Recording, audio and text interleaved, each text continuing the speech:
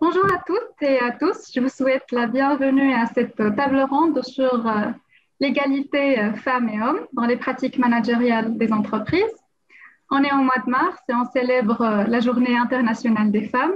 Et l'égalité femmes-hommes est un sujet qui revient sur le devant de la scène.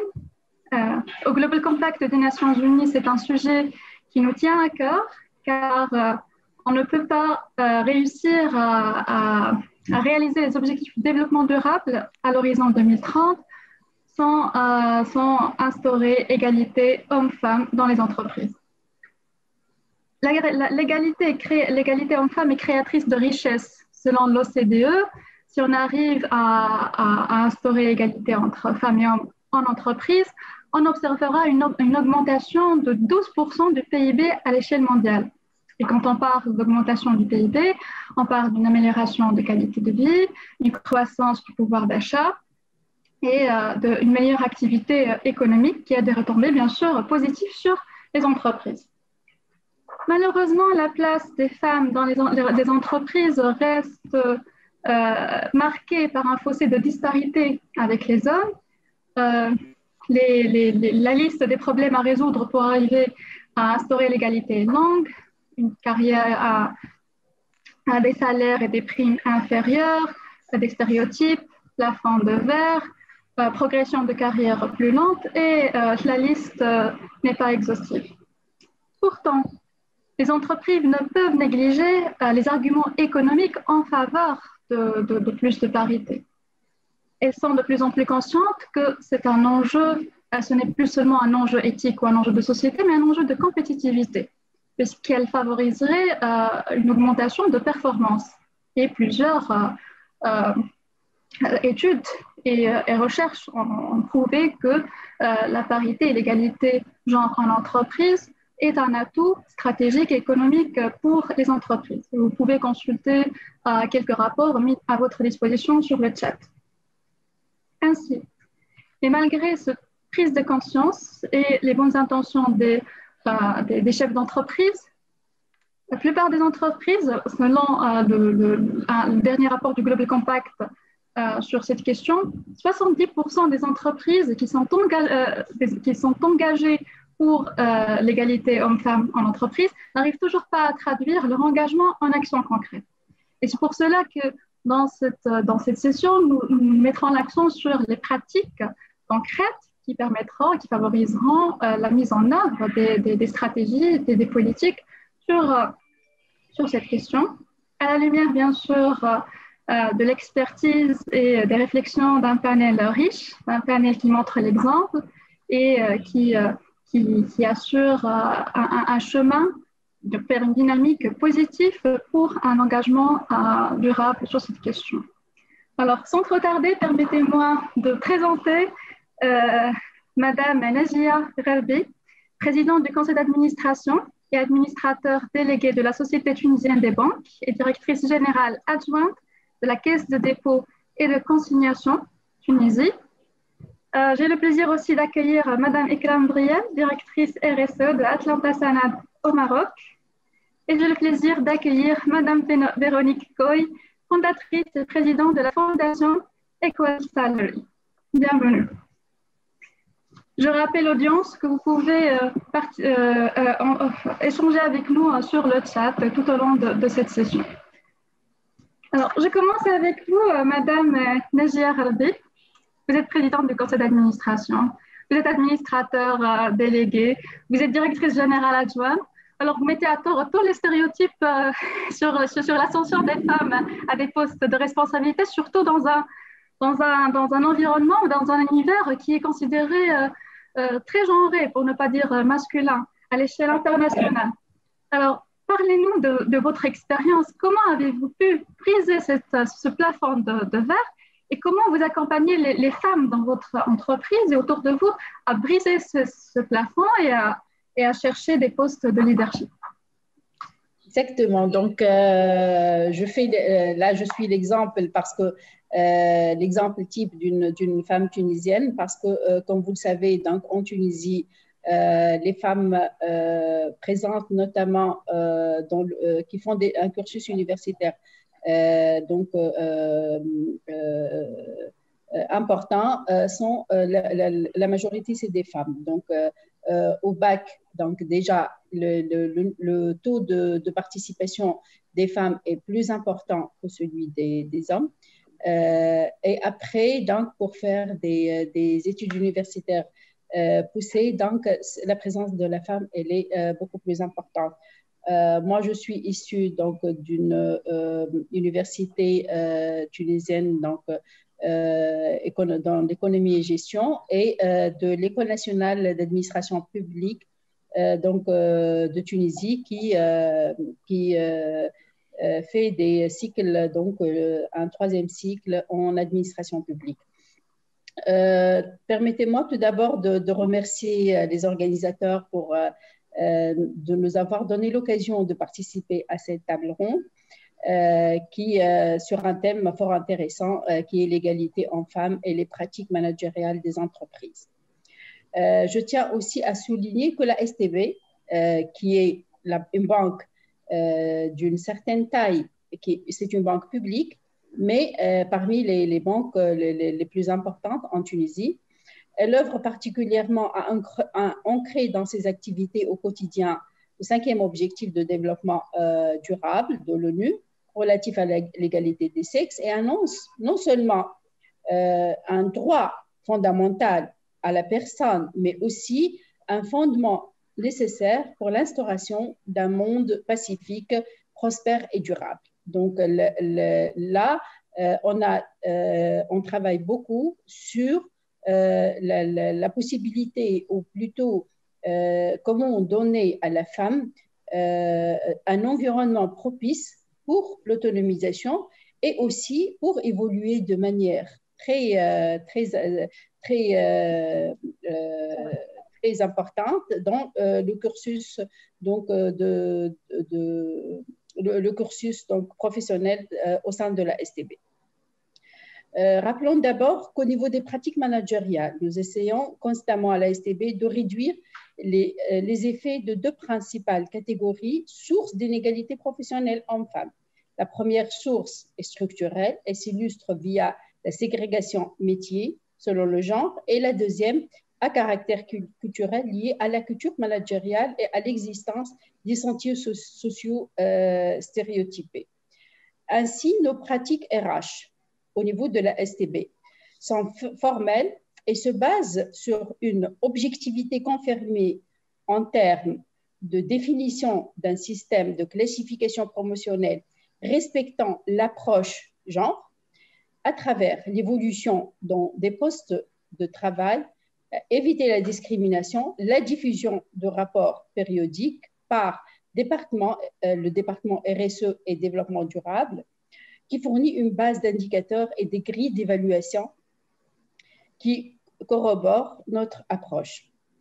L'existence d'un système permettant de suivre les objectifs en matière d'égalité professionnelle à la STB, dans la plus grande transparence, ainsi que les pratiques engageant les managers sous cet angle ne peuvent qu'être favorables à l'égalité professionnelle dans la banque. Ainsi, un dispositif de dialogue avec les salariés que nous mettons en œuvre à la STB à travers des enquêtes interactives récurrentes éclaire notre vision et pour instaurer un cadre propice contribuant d'une part à limiter l'impact des représentations genre figées en procurant des éléments quantitatifs chiffrés et les obstacles dans les domaines de réduction des inégalités hommes-femmes d'autre part. Donc, je vais peut-être aller vers pourquoi on a cette présence féminine au niveau de la STB. Je vais vous donner quelques chiffres. Nos recrutements durant la période, on va dire, 61-80, nous avons eu un taux de présence féminine de 40,2%. Ce taux, il est devenu 69% pour les recrutements 81-94. Il est de 78% pour les recrutements qui ont eu lieu après l'année 95, qu'on appelle la génération Z. Et dans le plan de restructuration de la banque 2016-2020, donc nous avons fait tout un programme de restructuration au niveau de la banque, donc il y a eu un assainissement social, mais il y a eu en même temps des recrutements. Le taux de présence féminine dans les recrutements qui ont eu lieu durant le programme 2016-2020 sont autour de 73%. Donc, elle s'impose déjà à l'accès au recrutement. Après, si on va voir un peu la répartition dans les postes clés managériaux au niveau de la banque, on va les trouver, par exemple, dans les postes de directeur à 38%. C'est vrai que l'accès aux postes de responsabilité, il reste plus ou moins limité. Mais lorsqu'on voit dans le poste, par exemple, sous-chef d'agence, elles sont à 72%. Donc, elles sont beaucoup plus importantes que la présence masculine dans ces postes de responsabilité. Donc, aussi au niveau de la répartition siège c'est-à-dire le back-office et le front-office. Donc, dans le réseau commercial, la présence donc féminine, elle est beaucoup plus importante que la présence des hommes. Elle est de donc 59% contre 41%. Donc 41% hommes et 59% féminines. D'accord, merci beaucoup. Je comprends que on n'arrive pas à avoir un taux aussi élevé de féminisation si on ne fait pas de restructuration. Il y a toujours un effort derrière, une stratégie qui est forte et on prend le risque aussi de changer, de transformer. C'est un exemple très intéressant. Merci. Alors, je passe à Madame Ikram Briel, directrice RSE de Atlanta Sanal. Vous portez à cœur la question d'égalité hommes-femmes dans les entreprises. Vous militez à l'échelle nationale pour la parité et l'égalité et l'autonomisation des femmes dans les entreprises. Quels sont vos constats sur l'égalité femmes et hommes dans les entreprises au Maroc et comment votre entreprise Atlanta Sanal œuvre à mettre en œuvre les stratégies nationales sur cette question et aussi à mettre en œuvre la volonté et l'engagement du top management pour l'égalité hommes-femmes. Merci. Alors, je vous remercie sincèrement pour cette invitation. Je suis ravie de pouvoir échanger aujourd'hui avec vous sur un sujet qui me tient à cœur, évidemment, et comment ça peut ne pas nous tenir à cœur puisque ça concerne la moitié de l'humanité. Alors, mon témoignage aujourd'hui est peut-être d'abord celui d'une DRH puisque j'ai fait l'essentiel de ma carrière jusqu'à présent dans les RH avec plus de 24 ans d'exercice et en tant que DRH, j'ai été confrontée quotidiennement à ces questions de recrutement, de formation, d'évolution de carrière, de classification, de rémunération et évidemment avec des problématiques d'égalité et d'équité qui se posaient au quotidien. Et les dernières années, en fait, on m'a confié des missions RSE où j'ai encore plus approfondi ces questions puisque, évidemment, la diversité de façon générale et la diversité genre est une des valeurs fondamentales de la RSE. Et il y a quelques mois, nous avons décidé, dans le cadre d'une réorganisation, de créer une entité RSE pour justement travailler sur un certain nombre de sujets, y compris celui-là. Alors, mes constats,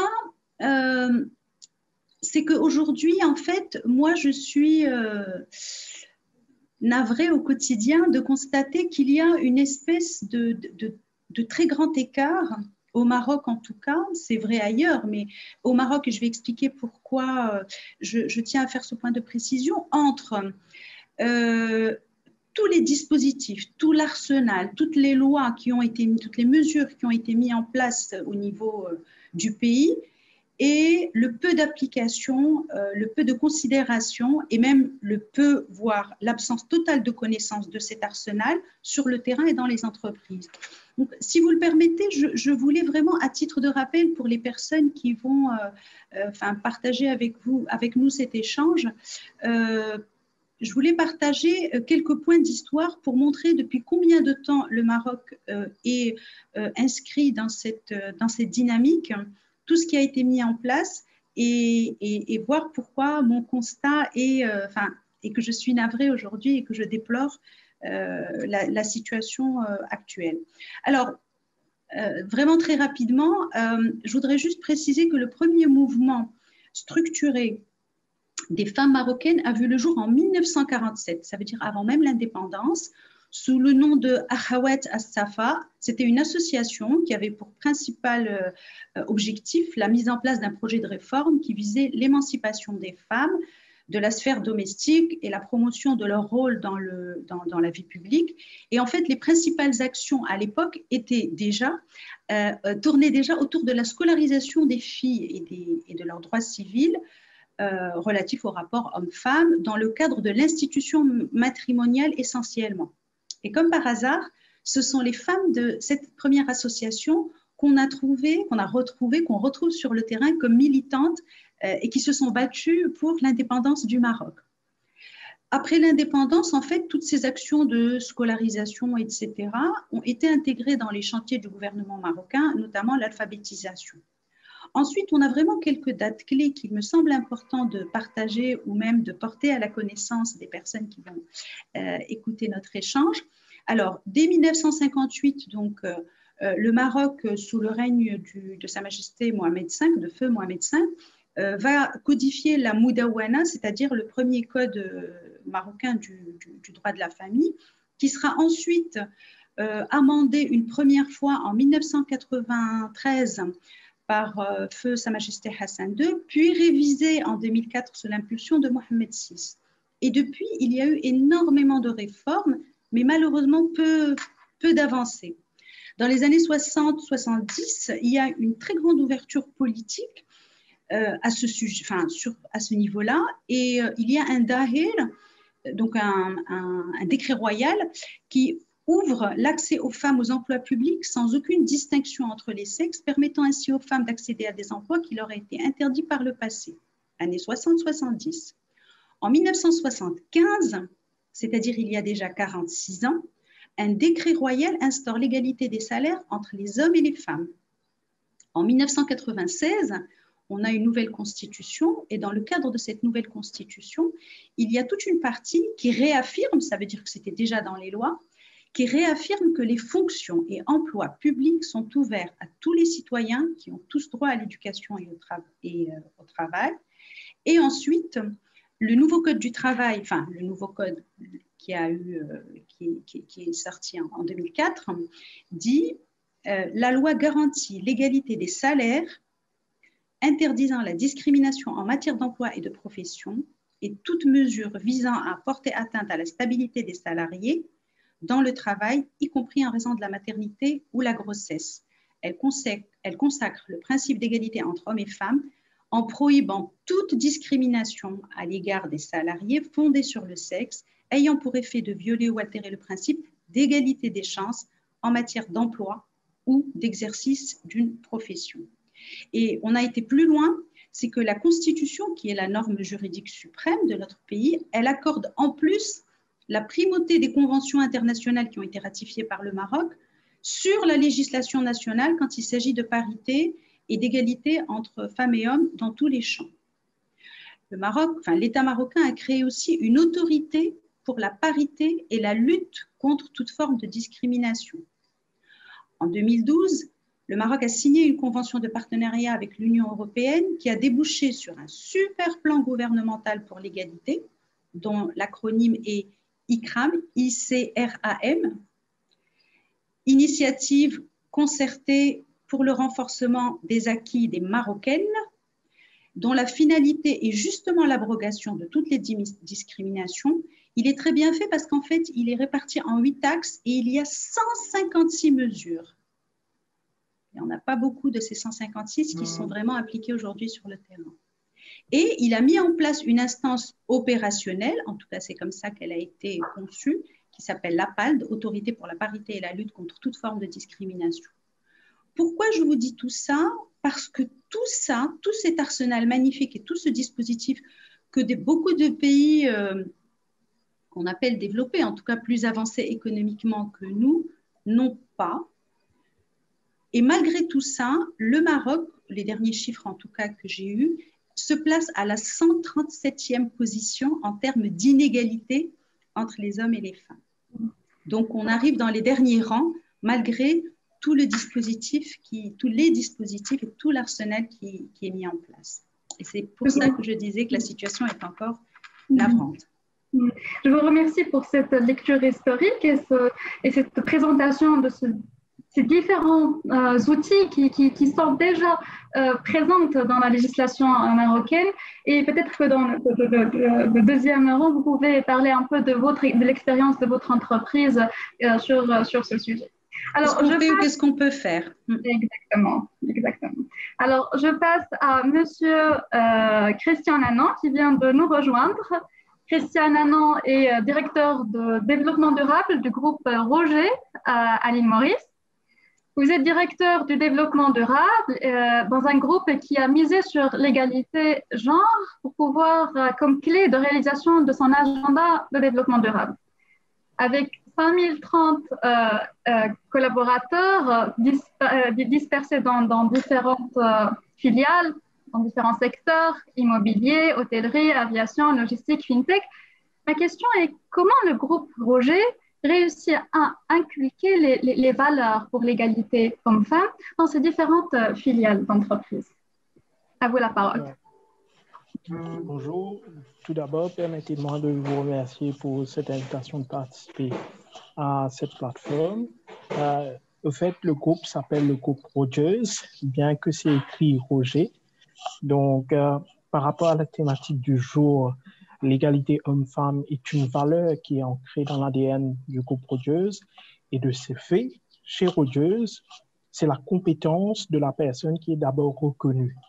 Donc, notre groupe est un employeur d'égalité des chances et nous avons un code d'éthique qui stipule clairement que toute forme de discrimination, incluant celle du genre, ne seront pas tolérées.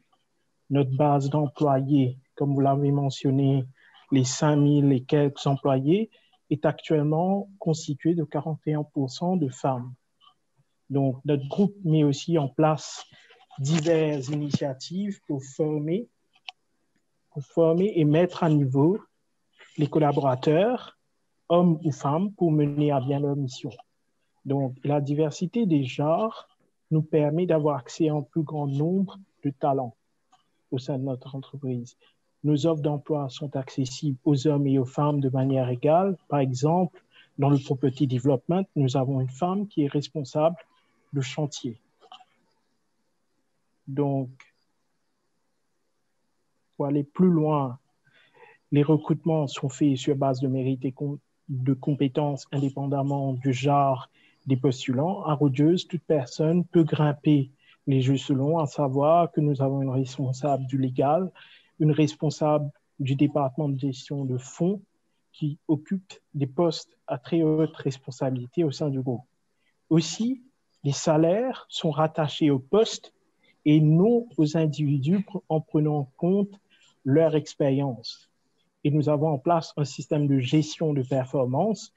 Toutes les augmentations salariales sont liées à la performance des individus. Le groupe a aussi mis en place la Rogers Academy, qui offre un programme de développement qui sont accessibles à tous nos employés sans exception. Et depuis 2016, nous offrons aussi un programme pour tous nos nouveaux managers pour les accompagner dans leurs nouvelles responsabilités. Par exemple, cette année, nous formons 20 femmes et 15 hommes au niveau management. Nous travaillons aussi avec Business Mauritius, qui est un organisme qui regroupe les acteurs du privé pour développer des family-friendly policies, donc qui permettront d'équilibrer la vie de famille et du travail de chaque collaborateur. Au-delà des frontières de l'entreprise, nous avons des partenariats avec des ONG locales que nous aidons à mettre en place des programmes d'empowerment pour les femmes.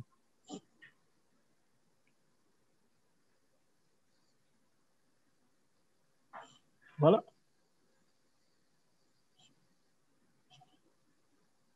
Je ne vous entends pas.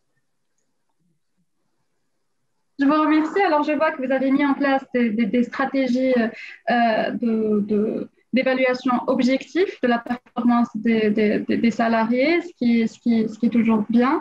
Et vous avez une politique d'accompagnement, une politique de partenariat avec différentes parties prenantes pour pousser les femmes au maximum de leur potentiel dans votre entreprise. Exactement. Alors, je passe maintenant à Madame Véronique Goy.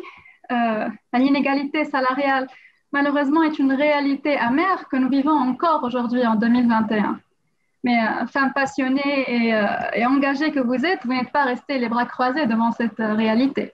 Et vous avez initié ou conçu un concept en 2005 qui est la certification, une certification égalité salariale qui promeut cette pratique dans les entreprises. Alors, c'est un processus qui aujourd'hui s'internationalise dans plus de 90 pays à travers le monde. Parlez-nous de cette certification et du bénéfice qu'elle peut apporter aux entreprises. Bon, merci de me passer la parole. Tout d'abord, bonjour à tous et à toutes. Un énorme plaisir d'être dans cet environnement international. Ça fait du bien en ces temps.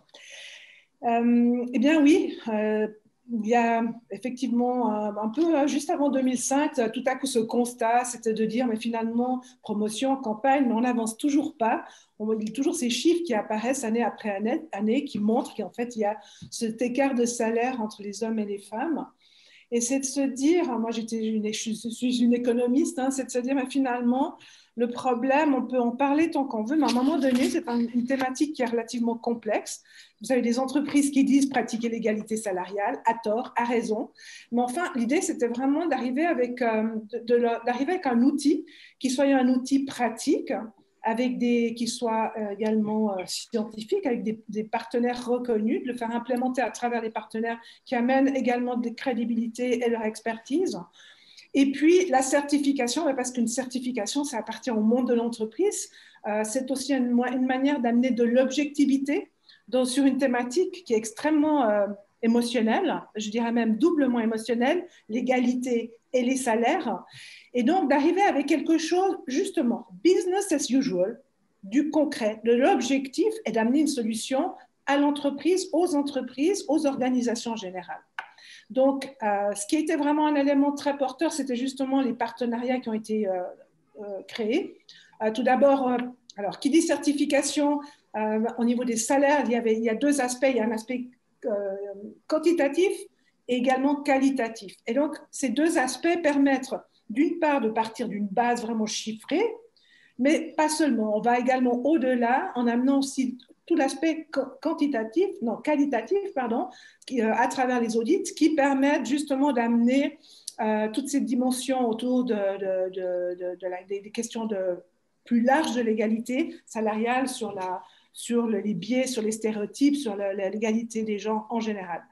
Donc, quand je vais parler de partenariat, nous avons travaillé avec l'Université de Genève, dont l'expertise a été reconnue par notre plus haute cour en Suisse. Donc, ça a amené une énorme crédibilité. Nous avons travaillé avec la SGS, qui est le leader mondial de la certification. Et également, nous avons été soutenus financièrement par le Bureau fédéral de l'égalité entre femmes et hommes. Donc, ces trois aspects, ces trois axes ont été vraiment un pilier fort pour nous dans le développement pour amener le savoir, les compétences et la crédibilité auprès des entreprises. Alors, en fait, nous revendiquons d'amener de la transparence tout en garantissant la confidentialité. C'est un aspect important, mais on peut se poser la question par rapport à l'aspect de confidentialité. Toutefois, une transparence mal comprise ne résout rien. Ce qui voudrait dire de tout publier, ça s'accompagne d'autres éléments que simplement une divulgation des salaires. Donc, c'est important aussi de fixer un cadre qui soit clair.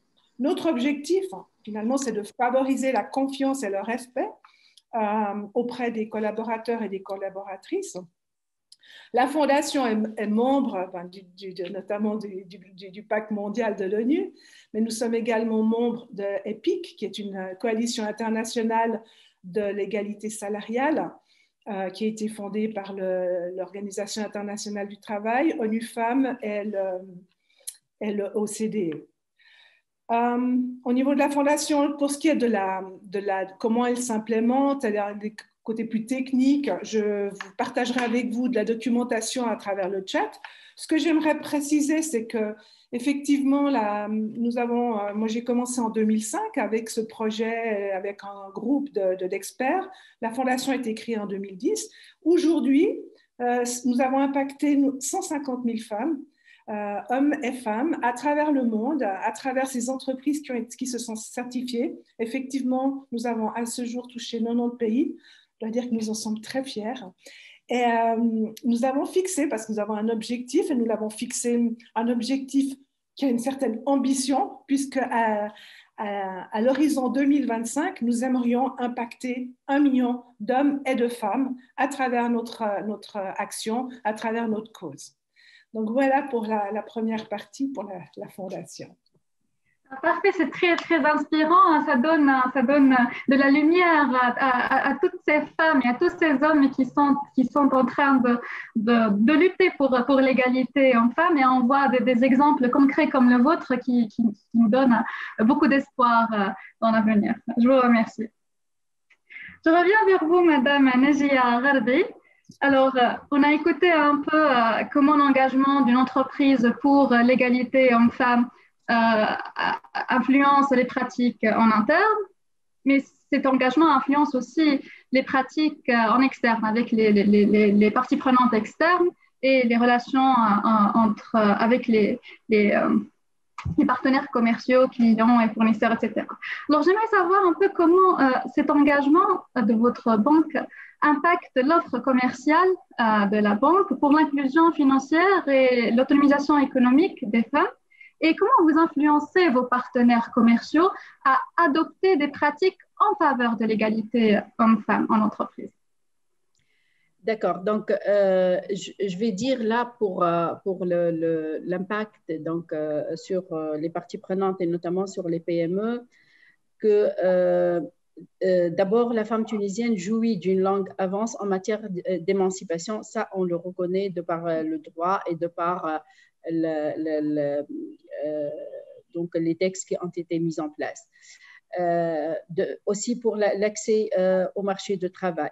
Mais faut-il signaler qu'en 2018, et bien que les 2/3 des bacheliers étaient des jeunes filles, à peine plus du quart des employés dans le pays sont des femmes. Donc déjà, il y a un taux de chômage plus élevé chez les femmes que chez les hommes. Pour les banques, donc là, la plupart des banques tunisiennes ont un statut de banque universelle. Et du coup, et ce depuis 2001. Et du coup, donc, il n'y a pas de discrimination, et en l'occurrence sexiste, au niveau des droits universels de compte et également en ce qui concerne l'accès aux services bancaires. Donc déjà, il n'y a pas de produits ou d'instruments qui sont offerts spécialement aux femmes. La STB ne fiche jamais ses clients et partenaires selon le genre. Ça aussi, ça rentre dans notre...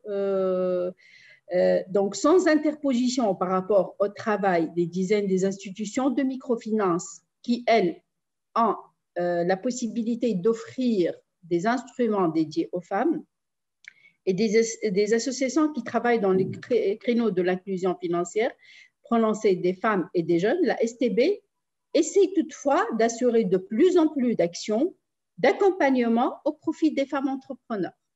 D'ailleurs, je vous donne un chiffre donc, qui a été déjà affiché par la Chambre nationale des femmes chefs d'entreprise, qui déjà a recensé 10 000 femmes entrepreneurs réparties sur tous les secteurs formels et informels. Donc, 10 000 femmes, c'est toujours pas impactant. Aussi, il y a beaucoup d'obstacles pour les femmes chefs d'entreprise, notamment, par exemple, durant la crise du Covid-19, on a senti une vulnérabilité importante des entreprises qui sont menées par les femmes et qui se sont mobilisées pour la protection de leur famille en assurant une charge accrue de travail sans contrepartie ou presque. L'accès au financement aux entrepreneurs femmes est entravé par la non-disponibilité de garanties hypothécaires. Et ça aussi, c'est dû à la constitution du patrimoine et à l'héritage. Comme vous le savez, donc, on applique l'héritage selon la charia ou selon la réglementation qui est plus ou moins indexée sur la charia. Les PME n'ont pas d'exigence se rapportant à l'égalité homme-femme. Ça aussi, on l'a ressenti. Pour faire face à ces obstacles, donc, la STB a tracé donc, dans sa stratégie RSE qui est orientée vers les femmes, certaines actions pour préparer leur avenir de façon constructive à travers des ateliers qui débouchent sur une meilleure insertion socio-professionnelle.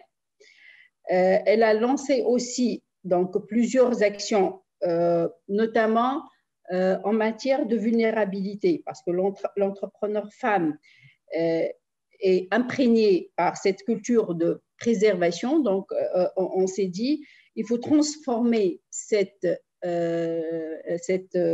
culture de persévérance en résilience face aux difficultés. Donc, il faut travailler dans l'accompagnement sur ça. Encourager l'entrepreneuriat féminin par la recherche de soutien nécessaire des femmes, de fonds extérieurs pour les financements dédiés aux femmes. Ça aussi, on travaille dessus. Et là, ça permet d'avoir des taux bonifiés et des ressources spéciales dédiées aux femmes. Appuyer l'inclusion financière. Et là, par la création d'une synergie entre la banque et les organismes de microfinance pour compléter l'offre accompagnement. Parce que les IMF, elles offrent des financements d'une taille qui n'est pas très importante. Et elles font de l'accompagnement parce que la levée de leurs fonds, elle vient surtout des institutions internationales et de certaines lignes de crédit dédiées aux femmes. Et donc, nous, on fait l'accompagnement avec les sociétés de microfinance pour soutenir donc, les femmes entrepreneurs. Appuyer aussi la mise en réseau des femmes parce que le réseautage est très important. Et là, c'est dans nos actions RSE aussi. Avec des mentors volontaires de femmes pour assurer un conseil juridique, une consultation en management ou une transition numérique accompagnée par la STB. Partager et mutualiser les outils nécessaires de la digitalisation, ça aussi c'est important. Et identifier et valoriser les chaînes de valeur entreprises par des femmes. Parce que surtout dans le secteur de l'agriculture, dans le secteur des industries liées, donc il y a beaucoup de potentiel au niveau des chaînes de valeur et on soutient la création de groupements, aussi les mises en relation avec nos relations qui sont au niveau de la banque. Et donc, je cite aussi peut-être l'action d'instituer le travail à distance. Donc, on l'a fait au niveau de la STB. On essaie aussi d'encourager ça chez les PME pour qu'elles puissent mieux gérer le temps et mieux gérer aussi la crise à travers le télétravail.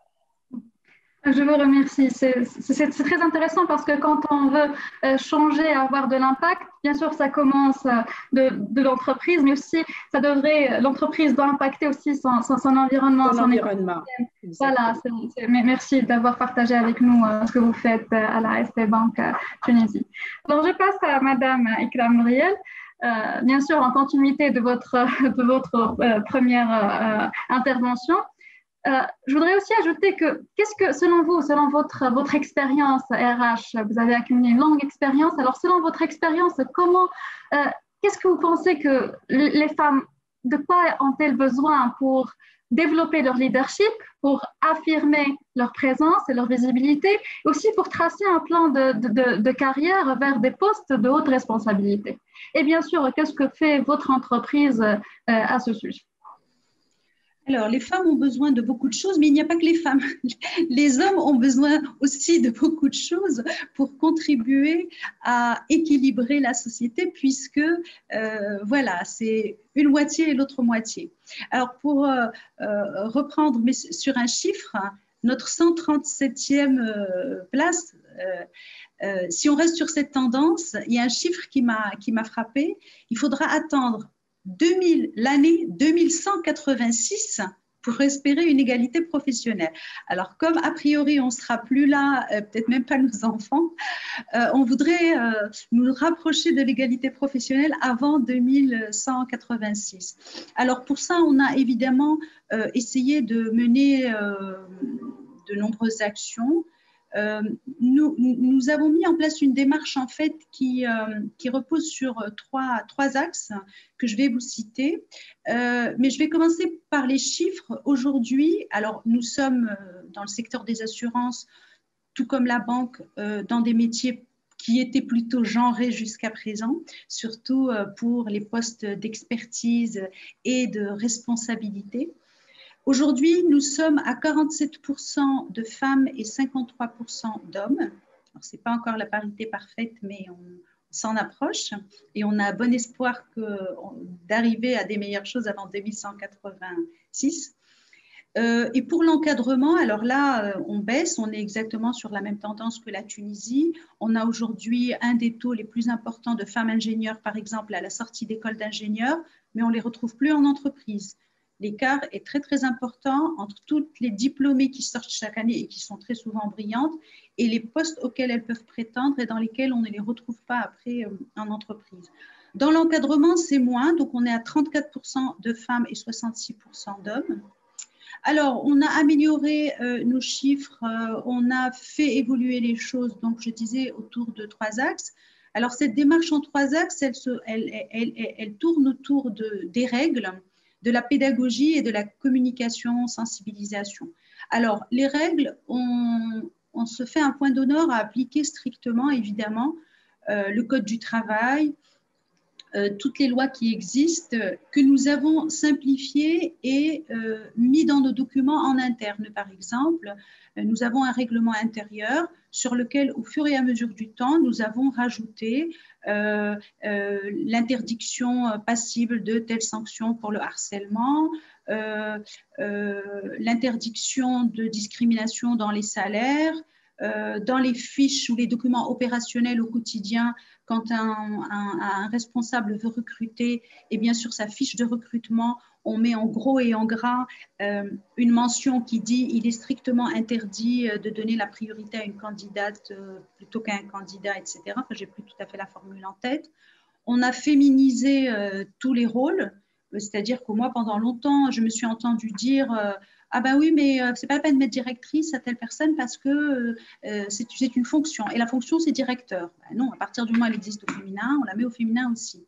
Donc, il y a eu aussi tout un travail à ce niveau-là pour avoir des règles claires qu'on rappelle, qu'on écrit, sur lesquelles on revient à la charge, etc. Et puis, on a mis en place aussi une sorte de quota, alors informel puisque ce n'est pas écrit, mais on se fait un point d'honneur à chaque fois qu'il y avait un recrutement. Si on a recruté la fois d'avant un candidat, eh bien, on demande à ce que la fois d'après, ce soit une candidate, de façon effectivement à aller vers cette parité, puisque sur le marché, on a aujourd'hui autant de diplômés et autant de candidats, même expérimentés, côté homme que côté femme. Alors, au niveau de la pédagogie, qui est notre deuxième axe, comme le disait tout à l'heure monsieur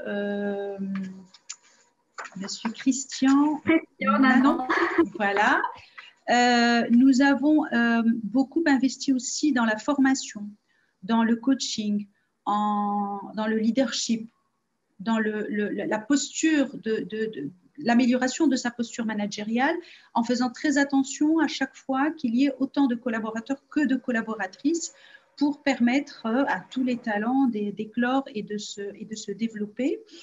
Nous organisons des conférences, des interventions, etc. pour sensibiliser sur le sujet Et pour aller un peu plus loin dans la pédagogie, nous avons passé une convention de partenariat avec l'ORSEM, c'est l'Observatoire de la RSE du Maroc, et avec une équipe de chercheurs, d'ailleurs il y a beaucoup de chercheuses dans cette équipe universitaire, nous avons conçu un guide et nous allons publier dans les jours qui viennent alors un guide sur les conditions de travail décliné en guide thématique. Et le premier guide thématique, c'est un guide genre, où nous expliquons c'est quoi la différence entre le sexe et le genre, que dit la loi internationale, que disent les lois au Maroc.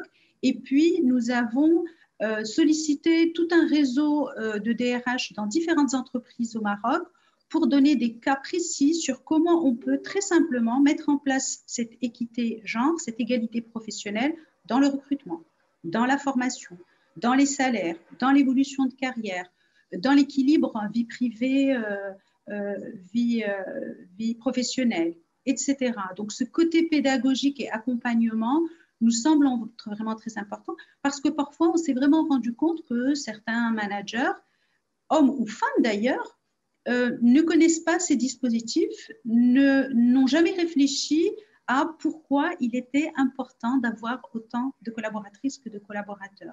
Et bien sûr, tout ça s'accompagne, et la pédagogie forcément, du troisième axe qui est la communication et la sensibilisation. Donc, sur nos outils de communication, nous donnons régulièrement de la visibilité aux collaboratrices. Nous individualisons quand, par exemple, le top management, nous avons la chance d'avoir une administratrice et un directeur général. Quand il s'adresse aux collaborateurs, on met dans tous les courriers cher, C-H-E-R et cher avec un E. On ne se contente pas de mettre tout le monde dans le même panier. On fait toujours cette distinction et petit à petit, ça commence à rentrer dans les mœurs et ça devient des valeurs. Et je pense qu'à partir du moment où on arrive à toucher la culture d'une entreprise et quand ces questions-là deviennent des valeurs, je pense qu'on peut faire des progrès importants et même des pas de géant. Merci Madame Kamriel pour ces clarifications. Effectivement, la culture d'entreprise elle est essentielle pour pouvoir faire un changement et transformer l'entreprise. Et la culture, ça ne vient pas du jour au lendemain, c'est pratique, c'est l'éducation, c'est l'investissement dans le recrutement, la communication qui permet de créer cette culture qui sera ancrée après chez les collaborateurs. Je vous remercie. Alors, je passe à Monsieur Christian Anand. Alors, on a parlé de transformation d'entreprise et chaque transformation, elle ne peut réussir qu'en se basant sur des données chiffrées, des mesures objectifs, comme vous l'avez cité, des objectifs qui sont mesurables et des progrès, des évaluations de progrès continus. Alors, comment vous, du groupe Reuters, vous évaluez l'efficacité des programmes liés à la promotion d'égalité genre dans votre groupe? On ne vous entend pas.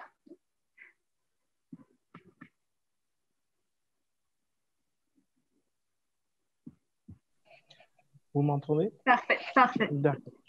Donc, les différentes pratiques mises en œuvre chez nous ont démontré leur efficacité. Donc, à titre personnel, j'ai suivi la formation qui est donnée pour le développement des managers au sein du groupe et cette formation est accessible à tout le monde. Et je suis ressorti de là personnellement avec des outils et c'est pareil pour mes collaborateurs du genre féminin qui ont participé à ces formations. Nous conduisons aussi chaque 2 ans un sondage sur l'engagement level de tous les collaborateurs au niveau du groupe et nous avons constaté que les femmes au sein du groupe Reuters sont beaucoup plus engagées que les hommes. Donc, cela nous permet de dire avec fierté, je dois dire, que les femmes ont pris toutes les mesures que nous avons développées au sein du groupe. Ça a été bien réceptionné. Donc, aussi, ce qu'on est en train de faire au niveau de Belle-Ombre, on soutient donc pour créer de l'empowerment. Belle-Ombre, c'est une région à l'île Maurice, qui est dans le sud-est de Maurice, qui est une région qui est assez, je dirais, démunie. Donc, nous avons dans cette région plusieurs activités, dont l'hôtellerie, et nous travaillons ensemble avec des associations pour pouvoir recruter plus de femmes et d'hommes dans la région. Donc, nous avons développé des programmes pour pouvoir permettre aux femmes et aux hommes, pareillement, donc, de pouvoir venir travailler, comme par exemple une crèche où ils peuvent déposer leurs enfants le matin, etc. Donc, nous traitons tous nos employés de façon égale au niveau du groupe Rogers.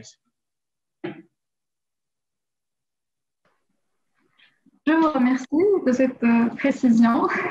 Donc, je vois bien sûr que le partenariat est un élément essentiel pour pouvoir arriver aux objectifs que vous êtes fixés au début, et c'est un élément essentiel. Bravo, merci. Alors, je passe à vous, Madame Véronique Goy. Aujourd'hui, je sens que les gens sont conscients que l'égalité homme-femme est un atout pour l'entreprise. On en parle souvent et il y a une prise de conscience. Mais malheureusement, les inégalités persistent.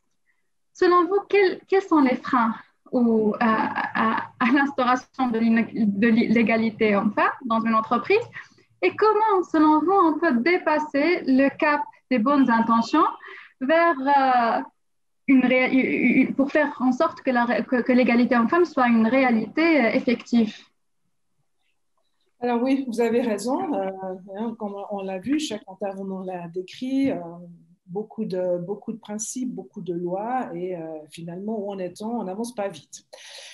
C'est vrai, les freins sont multiples. En plus, je dirais que les entreprises, les organisations sont en fait pas du tout égales, elles sont très variées. Ces freins dépendent en fait des secteurs, de la maturité de la culture des organisations, des lois, et de la culture des pays respectifs. Et je dirais que, osons l'affirmer, c'est d'abord le manque de prise d'action concrète qui freine l'avancée de l'égalité des chances et qui sape également les bonnes intentions. Je commencerai en fait d'abord par aborder vraiment le thème de l'égalité salariale, qui est vraiment au cœur de nos préoccupations à la Fondation Equal Salary, parce que nous considérons finalement que la démonstration de l'existence d'une politique d'égalité salariale, c'est la base, c'est le fondement pour l'égalité des chances et de la diversité de genre. À travers ce passage à l'action, il faut aussi reconnaître qu'il faut une certaine dose de courage de la part des directions d'entreprise, parce qu'en fait, c'est vrai, vous avez beaucoup d'entreprises qui disent respecter l'égalité des salaires, comme on le disait tout à l'heure. Après, le moment où on passe à l'action, c'est de se dire, mais bon, je pense de faire bien. Est-ce que cette méthodologie, est-ce que nous allons pouvoir respecter les exigences? Et puis, si ce n'est pas le cas, s'il y a un écart qui s'avère, combien est-ce que cela va nous coûter? Et puis, si nous avons un écart et que ça venait se savoir publiquement, quel risque est-ce que ça impliquerait en termes de dégâts d'image, en termes de coûts supplémentaires? Donc, ça, c'est le type de peur et de frein auxquels nous, personnellement, sommes confrontés. Et là, en fait, le travail, c'est vraiment de dire, mais finalement, de pouvoir en fait désamorcer ce thème-là, mais également de rassurer, de dire, mais finalement, s'il y a autant savoir à quoi on est exposé, plutôt que de prendre la politique de l'autruche et puis de dire, bah, tout va très bien chez nous. Donc, c'est pour ça que je disais que ce qui est aussi important, c'est aussi pour cette raison le passage de la bonne intention à l'action, hein, c'est vraiment lié aux besoins. En fait, nous considérons que si l'entreprise n'a pas un besoin pour aller de l'avant avec cette question de l'égalité salariale qui soit concret, c'est très difficile. Et en termes de besoins, de quoi est-ce qu'on parle? D'abord, c'est d'attirer et de retenir les talents, parce que pour croître, pour pouvoir performer. C'est également dans l'esprit de bonne gouvernance, hein, par rapport au respect des lois, à la gestion des risques. Et puis, selon les pays, par exemple en Suisse, c'est une réalité, pour accéder au marché public, les entreprises doivent prouver qu'elles respectent l'égalité salariale. Et par conséquent, c'est un excellent levier, en fait, pour inciter les entreprises à faire les démarches nécessaires et de s'assurer que la politique salariale de l'entreprise est équitable. Et je dirais que comme toute autre décision d'entreprise, la mise en place de l'égalité des chances dans les faits passe par un engagement fort de la direction générale. C'est un choix qui est stratégique. Qui dit choix stratégique, c'est un choix qui est à long terme. Et par conséquent, ça permet aussi de ne pas prendre le risque que les enjeux financiers qui sont plus court terme remettent en question des actions par rapport à l'égalité des genres. Raison pour laquelle je parle de courage de la direction. C'est ce qui fait la différence et c'est à ce prix que l'entreprise pourra à la fin se distinguer, se démarquer en instaurant la confiance à travers la démonstration du respect envers ses collaborateurs et ses collaboratrices. Plus généralement, on peut dire que les freins sont nourris par les préjugés, les stéréotypes et les clichés sexistes, n'est-ce pas? Au niveau de l'entreprise et dans le cadre de la certification, ces aspects sont abordés, voire désamorcés si nécessaire, lors de la phase d'audit, ce qu'on appelle la phase qualitative de la certification. Mais au-delà de ces préjugés, de quoi est-ce qu'on parle finalement? Je vais rapidement parler de la femme et les femmes et la maternité. Hein, et en fait, finalement, les solutions, parce qu'on sait que la maternité dans de nombreux pays, à commencer par la Suisse, où c'est vraiment un gros problème. En fait, qu'est-ce qu'on cherche à améliorer pour soutenir en fait, les femmes sur ce concept-là? C'est améliorer les conditions de garde des enfants, qui est une priorité absolue, plus de crèches, les prix, les horaires, permettre et surtout encourager les hommes à travailler à temps partiel. Ça aussi, c'est une importance. Permettre le job sharing. Chez nous, par exemple, nous avons mis en place une place de CEO en duo. Comme ça, permettre de partager des jobs à responsabilité et de permettre en fait d'avoir des jobs motivants, tout en promouvant le concept d'avoir des mères. Et puis, bien sûr, promouvoir le congé parentalité au lieu de parler de congé maternité. Le choix des études, vous en avez déjà parlé également, mesdames, avant. Finalement, c'est d'encourager les filles dès le plus jeune âge à réaliser leurs rêves, même s'ils ne rentrent pas dans le cadre préconçu, puis qu'elles puissent imaginer qu'elles fassent des grandes études et dans des domaines atypiques. Et donc, ça, c'est vraiment important. Et également combattre, sortir du rôle modèle du leader masculin qui domine et de donner beaucoup plus de place et de visibilité ensuite aux femmes au sein des entreprises. Donc, voilà quelques pistes pour améliorer en fait cette situation. Je vous remercie. C'est très important et je suis sûre que ces pistes élimineront les chemins de différentes personnes qui sont présentes avec nous aujourd'hui et qui nous regardent de chez eux. Et merci pour ce partage de bonnes pratiques. Alors, dans une phrase, qu'est-ce que vous diriez aux jeunes femmes aujourd'hui qui nous regardent et qui souhaitent avoir une carrière épanouissante, une carrière enrichissante et valorisante? Dans une phrase, chacune. Je commence avec vous, Madame Nézir. Pour moi, je dirais que le plus dur, c'est l'accès au poste de responsabilité et surtout être dans les postes donc, les plus élevés. Et là, on n'est pas seul, donc on est toujours dans une société qui est où les décideurs, les premiers décideurs sont des hommes et donc généralement, on ne donne pas l'occasion aux femmes d'être présentes dans les premiers postes. Je dirais que ça, même au niveau de la STB, malgré la prédominance de la présence de la femme, malgré que les femmes qui ont un niveau universitaire sont à 62% par rapport à la population totale de la STB. Donc, 62% des femmes donc, ont un niveau universitaire. On ne les retrouve pas dans les postes clés. Donc, on ne les retrouve pas dans les premiers postes. Par exemple, de chef de pôle, il n'y a aucune femme. Dans le poste de directeur central, elles sont à 31%. Dans le poste de chef d'agence, elles sont aussi à 31%. dans le poste de second du chef d'agence, elles sont à 72%. Donc, l'avenir, c'est qu'elles seront dans les postes de responsabilité de par déjà leur présence et de par le taux donc, de représentativité, mais il faut se battre, il ne faut pas lâcher, donc il faut se battre pour que avoir les postes clés et les postes de responsabilité, c'est une question de compétence et non pas question de sexe.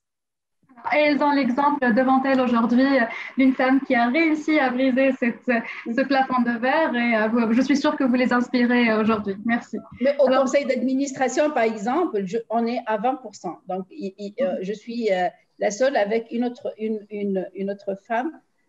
Donc, on est sur 10 membres du conseil d'administration, alors que dans des pays développés, par exemple en France, il y a une exigence réglementaire déjà d'avoir au moins 30% de présence féminine dans les conseils d'administration. Nous, on n'est pas arrivé à l'instaurer. J'espère qu'à notre jour, on aura une présence féminine dans les conseils d'administration beaucoup plus importante. C'est très important, que ce soit pour les banques, que ce soit pour les entreprises, c'est très important d'avoir la présence féminine dans les conseils. Absolument. Madame Ikram-Briel. Moi, j'ai envie de dire aujourd'hui, sky is the limit. J'ai envie de dire à toutes les jeunes filles, à toutes les jeunes femmes, il n'y a pas de limite. Croyez en vos rêves, travaillez, construisez, démontrez vos compétences et vous y arriverez. Et j'ai envie de dire à toutes les femmes qui ont aujourd'hui la chance d'avoir eu accès à l'emploi et qui ont pu avancer, de ne pas ménager leurs efforts pour jouer un rôle modèle, pour inspirer, pour mentorer, parce qu'il y a effectivement une méconnaissance très, très importante de la part des hommes comme des femmes dans l'entreprise, comme dans la société civile, des dispositifs qui existent, de ce qu'on peut faire, de comment on peut le faire surtout, puisque l'école et puis ces derniers mois, cette pandémie, etc., font qu'il y a un décrochage des institutions de formation, etc., et même des entreprises avec le télétravail et tout ce qui se passe. Et donc, toutes celles qui peuvent, toutes celles qui ont la chance d'être dans la vie active, doivent jouer ce rôle-là. Et je pense que c'est un phénomène de chaîne et que les unes, en accrochant à la chaîne l'autre maillon, etc., pourront permettre une évolution plus rapide dans les prochaines années et plus pérenne. Merci beaucoup. Christian Nanon, dernier mot? Christian? Oui. Donc, moi, par rapport au groupe Rogers, nous avons notre CEO qui est aussi le chair du Sustainability and Inclusiveness Growth Commission de Business Mauritius. Et cette commission a développé un pacte qui s'appelle le pacte Signature. Et dans ce pacte, il y a un pilier qui s'appelle l'Inclusive Development qui adresse l'égalité des genres, qui va venir mesurer le gap salarial au sein des entreprises du privé à Maurice. Donc, Rogers est une entreprise qui travaille dans la bonne direction et ce que j'ai à dire aux femmes, c'est rejoignez Rogers. C'est une entreprise où vos compétences vont compter. Donc, voilà. Merci beaucoup. Voilà, alors les femmes de l'île Maurice, rejoignez Rogers. On vous attend. Madame Véronique, un dernier mot. Alors, en fait, moi, je viens avec 2 messages parce que ce matin, je parlais avec notre co-CEO, Noémie Storbeck, et puis je lui ai dit, qu'est-ce que tu dirais, toi, à toutes ces jeunes femmes-là? Puis elle m'a crié, osez. Je lui ai dit, OK, c'est magnifique. Et moi, alors, pour ma part, je dirais que comme entrepreneur social, j'encourage, en fait, chaque personne à vraiment s'écouter par rapport à ses aspirations profondes, de vraiment oser les rêves les plus fous. Surtout les jeunes, là, les filles. Là. Le monde est là, il est à croquer. Écoutez votre cœur aussi, parce que c'est important. Et là, expérience faite, c'est une assez bonne garantie pour une aventure passionnante. Merci beaucoup. On termine avec vos mots inspirants. Alors, je remercie ce panel riche et multiculturel pour ce partage d'expériences, de bonnes pratiques, de réflexion. Je remercie l'audience d'être présente avec nous aujourd'hui. Je vous souhaite un agréable après-midi et à très, très bientôt tout le monde. Merci. Merci, à bientôt. Au revoir.